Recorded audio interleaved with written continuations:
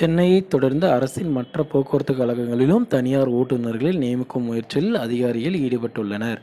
10 ஆண்டுகளுக்கு மேல் பணியாளர் நியமனம் செய்யப்படாததாலும், ஓய்வு பெறுவோரின் எண்ணிக்கை ஒவ்வொரு ஆண்டும் அதிகரிப்பதாலும் ஓட்டுநர் பற்றாக்குறை அதிகரித்து வருகிறது. இதனால் பல பஸ்கள் முடங்கி உள்ளன. இந்நிலையில் மாற்றம் பணி நியமனம் செய்வதற்கு பதிலாக தனியார் ஏஜென்சி வாயிலாக ஓட்டுநர்களை பெற்று பஸ்களை இயக்க போக்குவரத்து கழகங்கள் திட்டமிட்டுள்ளன. ஏற்கனவே அரசு விரைவு போக்குவரத்து கழகங்களில் 400 தனியார் ஓட்டுநர்களை தேர்வு செய்யும் பணி துவங்கியுள்ளது.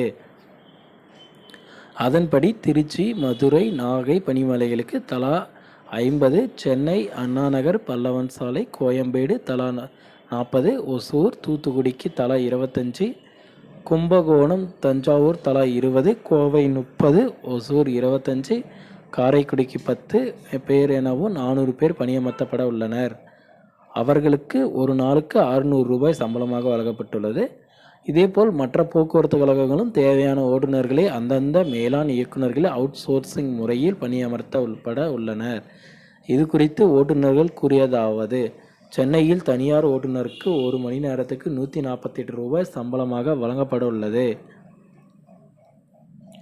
அதன்படி பார்த்தீங்கன்னா ஒரு நாளைக்கு 1200 ரூபாய்க்கு மேல் சம்பளமாக கிடைக்கும். விரைவு பஸ்களில் ஒரு நாளுக்கு 600 ரூபாய் சம்பளம் என கூறப்படுகிறது.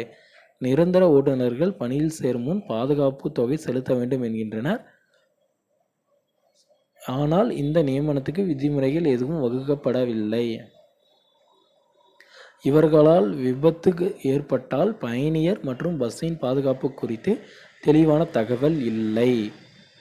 நிரந்தர ஓட்டுநர்கள் வராத நாளில் தனியார் ஓட்டுநர்களை தேடுவதில் நிறைய நடைமுறை சிக்கல் உள்ளன. புதிதாக பணிக்கு வரும் ஓட்டுநருக்கு பஸ்ஸை இயக்குவதில் சிரமம் ஏற்படும். அதனால் ஓட்டுநர்களை அரசே நேரடியாக நியமித்து பயணியரின் பாதுகாப்பை உறுதி செய்ய வேண்டும் அப்படின்ற மாதிரி சொல்லியிருக்காங்க.